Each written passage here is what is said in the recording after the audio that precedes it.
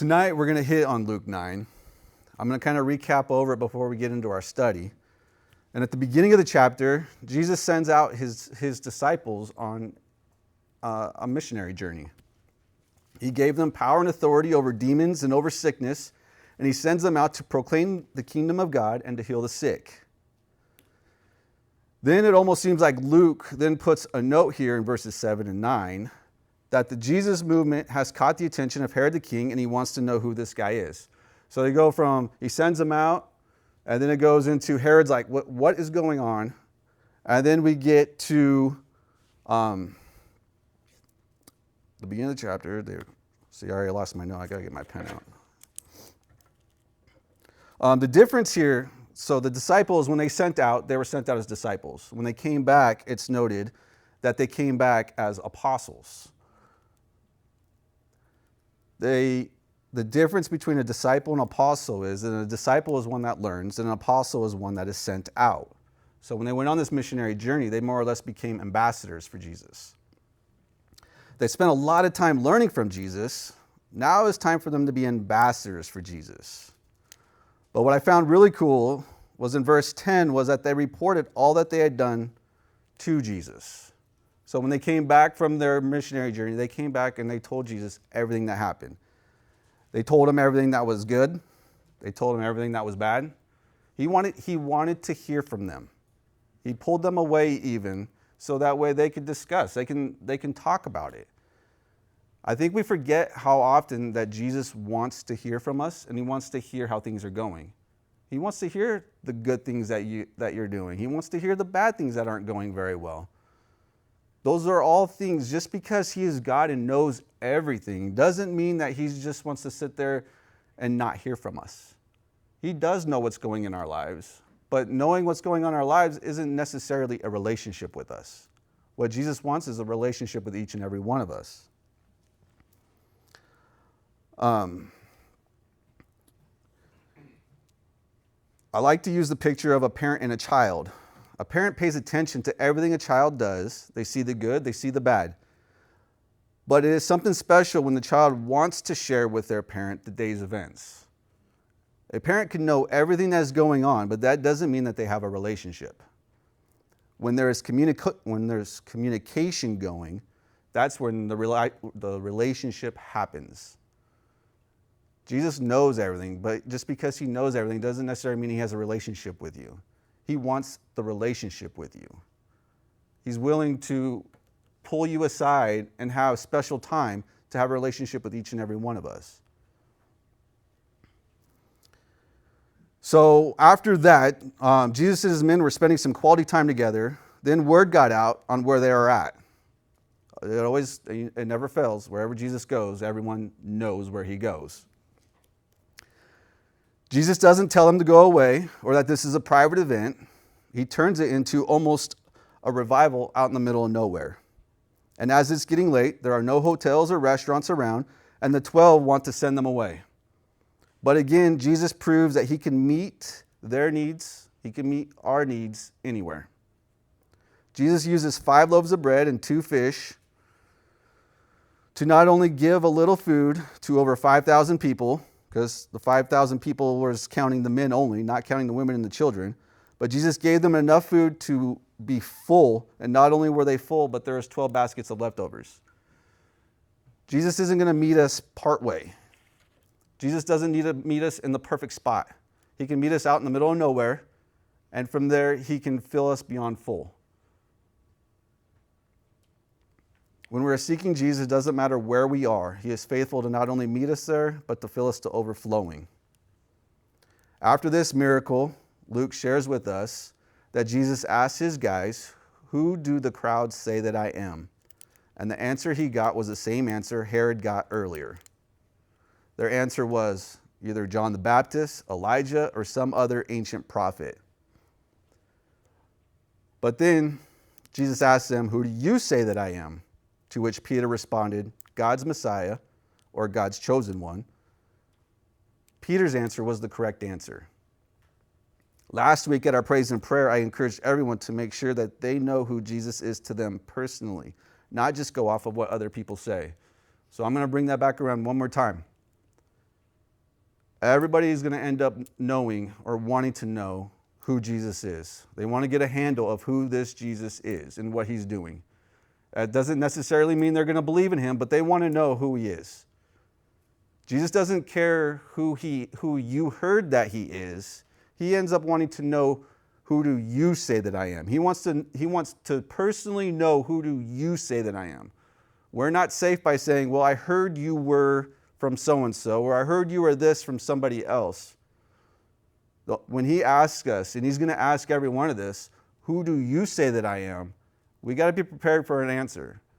And the answer is, we have a guideline of what Peter answered. He's God's Messiah. He's God's chosen one. So once we come to an understanding of who Jesus is, it is important to understand what it means to follow him. What are the expectations of following Jesus? So that leads us to our verses for tonight. And starting in verse 23 of chapter 9. If you guys want to turn there, we'll see about getting some reading done also. But Luke chapter 9, verse 23 starts off, "Then he said to them," this is Jesus talking to his disciples, "If anyone wants to follow after me, let him deny himself, take up his cross daily, and follow me. For whoever wants to save his life will lose it, but whoever loses his life because of me will save it. For what does it benefit someone if he gains the whole world and yet loses or forfeits himself? For whoever is ashamed of me and my words, the Son of Man will be ashamed of him when he comes to his glory and that of the Father and the holy angels." And verse 27 says, "Truly I tell you, there are some standing here who will not taste death until they see the kingdom of God."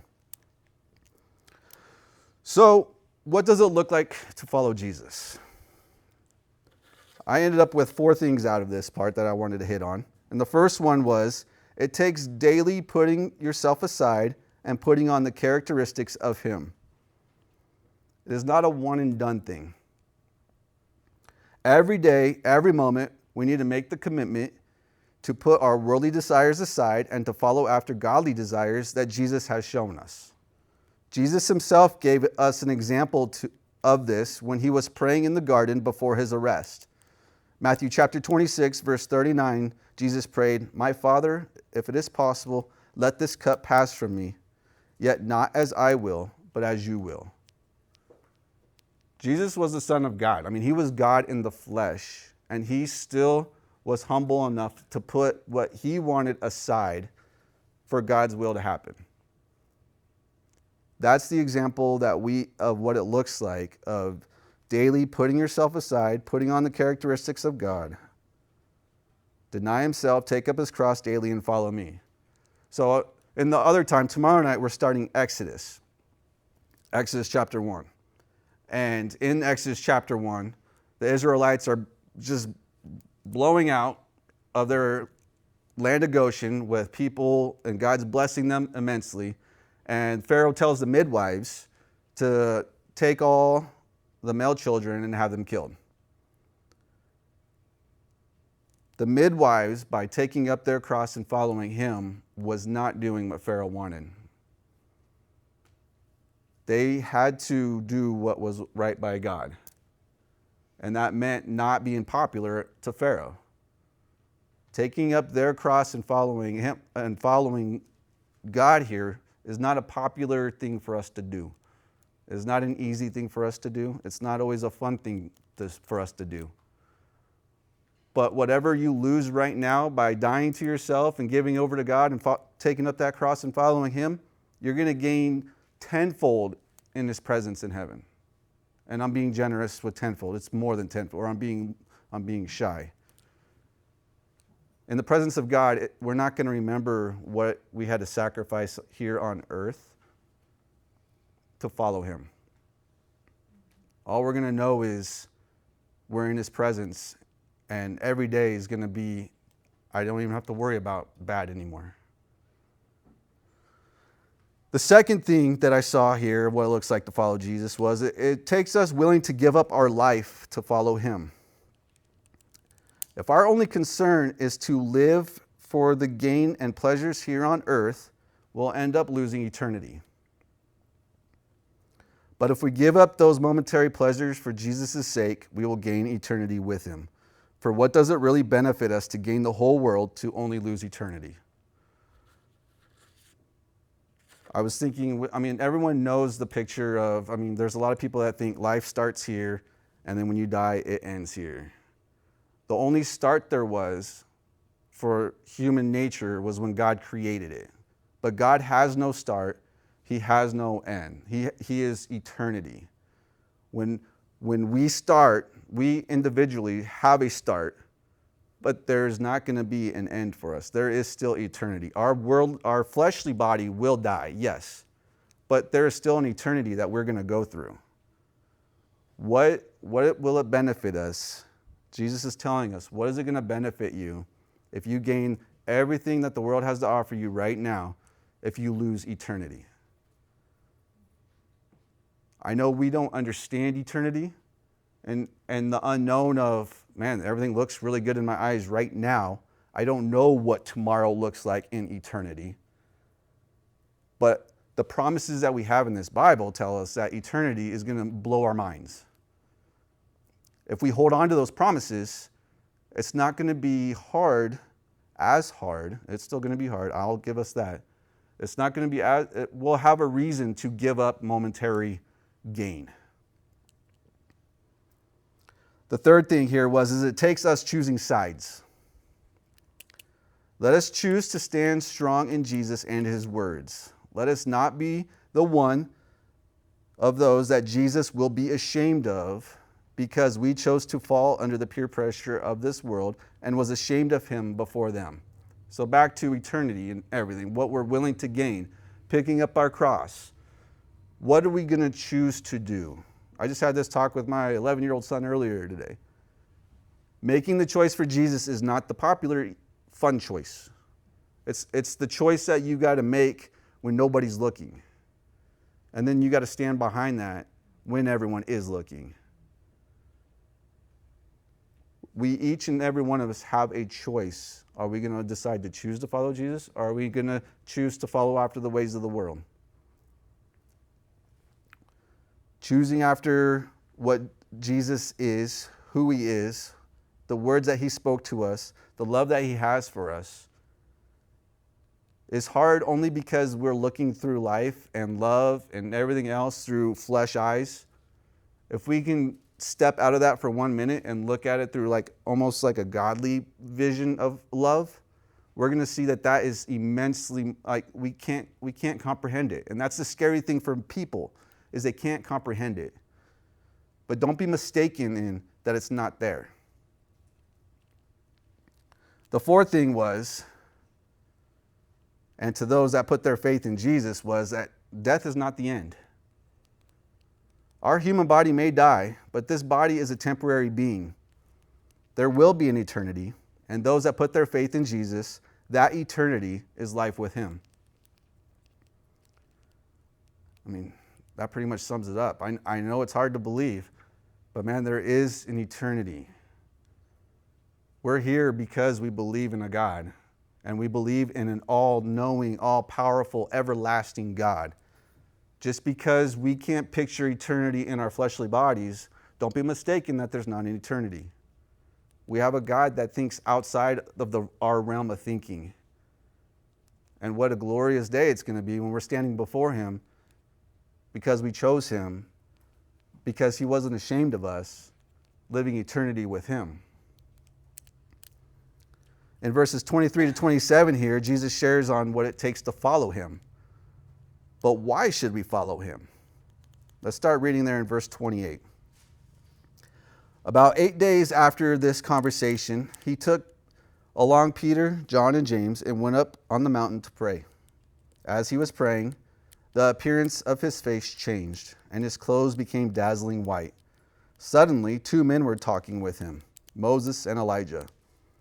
They appeared in glory and were speaking of his departure, which he was about to accomplish in Jerusalem. Peter and those with him were in a deep sleep, and when they became fully awake, they saw his glory and the 2 men who were standing with him. As the 2 men were departing from him, Peter said to Jesus, "Master, it's good for us to be here. Let us set up 3 shelters, one for you, one for Moses, and one for Elijah, not knowing what he was saying. In verse 34, while he was saying this, a cloud appeared and overshadowed them. They became afraid. As they entered the cloud, then a voice came from the cloud saying, "This is my son, the chosen one. Listen to him." After the voice had spoken, Jesus was found alone. They kept silent, and that time told no one what they had seen. The first thing here is we get a glimpse of Jesus' true appearance. As he was praying, the look on his face changed, and he dazzled white like lightning. In Mark's account, he notes that his clothes became white like snow, such as no launderer on earth can whiten. So this asks the question, which appearance is the miracle? Shining and dazzling white like lightning, or his normal everyday appearance? God willing to tone down his true appearance for us is only for us. Could you imagine if Jesus coming in his true appearance came walking in that door right now? Like, we wouldn't even know what to do. We wouldn't even be able to look at him. We would be on our face. He didn't come to shock us. He came because he loved us. But in this moment, in this time that he spent with God, he was in his true form. On that mountain, Jesus appeared probably closer to his normal awesome look than ever before, that we know of in the Bible anyways. Knowing that, how much more in awe should we be of him, knowing that he was willing to give that up for a time for us, so that in the end we will have opportunity to have eternity with him. So the first answer to why should we follow Jesus is simply because of his true appearance. Next, we got to see who Jesus' company was. Moses and Elijah were here with him discussing what Jesus is going to be accomplishing in Jerusalem. What Jesus was going to accomplish in Jerusalem is what we just celebrated last week, was his death on the cross. Moses and Elijah were there talking with him about it. I can't imagine Jesus needing a pep talk, but whether they were there encouraging him or like just he was shooting the breeze with them, I don't know. But I got to imagine that it was a pretty awesome moment. I have no idea how the guys knew that it was Elijah and Moses. These guys were dead for a long time, yet when Peter woke up and he knows it's Moses and Elijah standing there, that's only a true revelation by God to them, I guess. Moses representing the law, Elijah representing the prophets, and Jesus, the Savior of the world, are hanging out on this mountain. Some believe these three to have been on 3 separate missions. But to Jesus, they didn't have different missions, but they had the same mission. Matthew chapter 5, verse 17, Jesus taught, "Don't think that I come to abolish the law or the prophets. I did not come to abolish, but to fulfill." There's some thought that Moses came with the law, that saves us. Jesus or Elijah came as a prophet. We need to take more notice to what he has to say. And then we have Jesus coming, teaching forgiveness and grace and love. And they're different things of what God is telling. But it's not different. Moses might have started the story there. But when Moses started, Elijah continued, Jesus was finishing. He didn't come to replace anything. He came to fulfill it. If we were to fast forward a couple chapters in Luke chapter 24, after Jesus had risen from the dead, he comes alongside a couple of his followers on a road. They don't recognize him, and they share with him what has happened, which led to Jesus' response in verse 25. He said to them, "How foolish and slow you are to believe all that the prophets have spoken. Wasn't it necessary for the Messiah to suffer these things to enter into his glory?" Then, beginning with Moses and all the prophets, he interpreted for them the things concerning himself in all the scriptures. So Jesus points them to how it's all the same story. We've been studying Genesis for the last year and a half, a long time on Wednesday nights youth group. And it's been so amazing to me on the very first book of the Bible relates to the New Testament, written a few years apart. And yet it's not a different story in Genesis to Jesus. It's the same story. And that's what Jesus is trying to tell these guys here. That's what, when Peter's in awe of this, when people don't understand, he's trying to tell them, like, it's not a separate story. You guys aren't getting it. You guys are trying to go, yep, I get this piece, and I get this piece, and now you want me to get this piece. And Jesus goes, it's not different pieces. This is all one piece. What they started, I'm fulfilling. It's not different. It's all one. The meeting of Jesus, Moses, and Elijah here is not about replacing what God had started, but more about what Jesus is completing, or that he's completing what their messages started, what their messages pointed to. The law shows that we can't save ourselves. The prophets show how easily we get off track and need someone to save us. Jesus shows that he is that one to save us.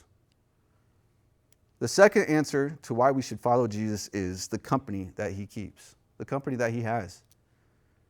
I mean, he's keeping company with heroes of the Bible. Like for Peter, this evidence here has got to be mind-blowing, and seeing Jesus in his true form, seeing Jesus who he's hanging out with, like all these things got to start going, this guy is something special. Why should I believe him? Like if I didn't believe him before and just what he was saying and the miracles that he was doing and the walking on the water and healing the sickness, if I'm not believing him because of that, this is going to be throwing me over the top. While all this is going on, we almost forgot Peter, John, and James. They were there with him on this trip, but they were sleeping. Their eyelids were too heavy and they were in a deep sleep. There could be other ways to look at this, but I had this thought. If attacks by Satan are not getting us off course, then he's going to try distractions. And what better way to be distracted than to be lulled to sleep? That could simply mean that we get comfortable in an area and take it for granted and not think too much about it. These guys were used to praying with Jesus. That was a normal thing for them to do, is be praying with Jesus. So they thought, maybe I'm good with praying right now, and I'm really tired, and it's Jesus. Jesus is doing his Jesus thing, and I just need to get some sleep now. Like, it's easy for us to get lulled into safety, lulled into comfortability without even knowing it. We get there and we turn around and go, how did I get here?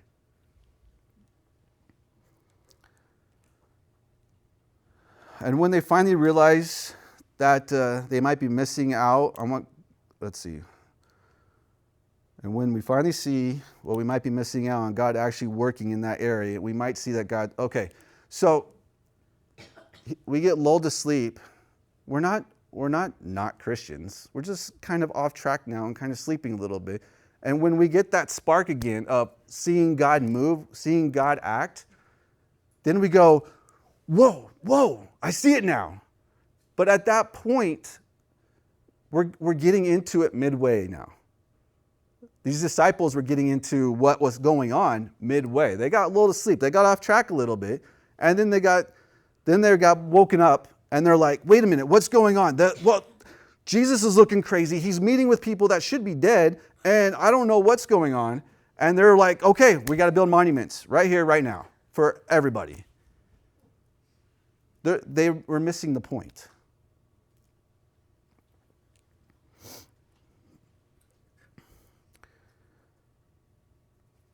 Peter wakes up mid-event, and his first thought is that they need to make monuments for the three of them.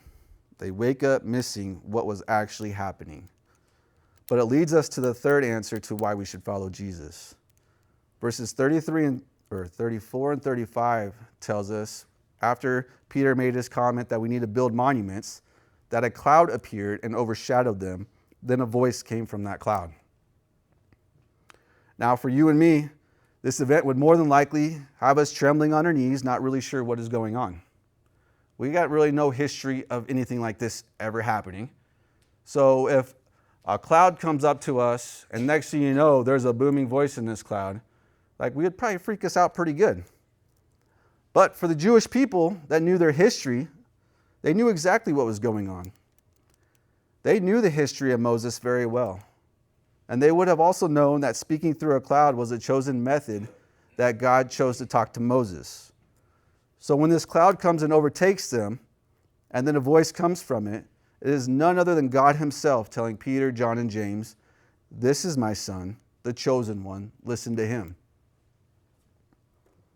God is pretty much telling them, so the answer to your building 3 monuments, no. There is only one that needs to be recognized, and that is Jesus. Moses and Elijah may have been used by God, but God the Father was making it very clear that Jesus, God the Son, is God and the only one to have focus on. So the third answer to why we should follow Jesus is who vouches for him. If God's vouching for him, you better be paying attention. So, if I haven't lost you guys, and I feel like I'm doing all right, but if I haven't confused you all enough and you're wondering what the point of all this was, to kind of recap of what's going on, we have seen the importance of having an answer to the question that Jesus will ask us, "Who do you say that I am?"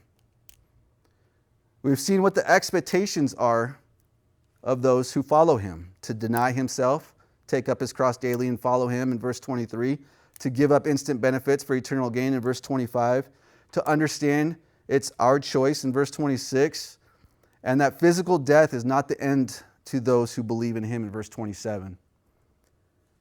And we also got to see why we should follow him, because we got to see him in his true glory in verse 29, the company that he keeps in verse 30, and who it is that speaks up for him in verse 35. When you're thinking about that question, who Jesus is to you, think of those. Last week I just left it. I didn't want to get into it. I just left it. Who is Jesus to you? This week we're kind of going on a little further. And who is Jesus to you? Why should he be that? And what's the proof? We've gotten that here in Luke chapter 9. Let's keep Jesus that simple to us. He is God. It does come at a price to follow him, but the price is so worth it that when the reward is eternity with him in heaven, it's worth it. And I can't try to sell you on it. I don't know heaven. I haven't been to heaven, but I know the promise of heaven. Believing in Jesus on what he did for us last week on Easter is pointing us to a communion again with God that our sin was breaking us from. Now that he has done that, and now that we've seen what the expectations are and the why we should be following him, let's keep that all in its spot and do our best to follow him. What he's asking us is a lot.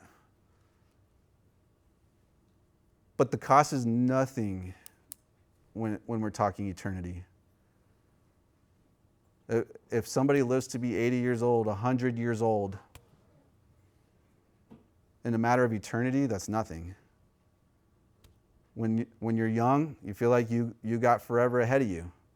When you're older, you feel like you got forever behind you. To Jesus, to God himself, he has forever behind him and forever ahead of him. No matter where you're at right now with that, there's an eternity for us still. Let's not sell it for the cheapness that this world has to offer. Let's pray. Lord, thank you so much for tonight, Lord. Thank you for not letting your word go void to us. Lord, help us just to remember that what you ask of us isn't just for nothing, Lord. You're not asking us just to prove a point. Lord, you are God. You are all-powerful, Lord. Your name is spelled all capitals. We can't get much better than that. Help us not to forget who you are. Let us not be so short-sighted and only see what's in front of us here on this earth that we lose focus and lose our view of eternity with you. and how you long to meet with us. Lord, you long to hear how our day's been. You long to hear the good things that happen, the bad things that happen, the hard things that happen, the silly things that happen. Lord, help us not be afraid to have that communion with you. Help us not to be afraid to tell you how the day was. Help us not to put up the 2-word prayer every now and then. We don't always got to have the page-long prayer to come before you. Help us just to keep our walk simple, focused on you, eyes on you. In your name, amen.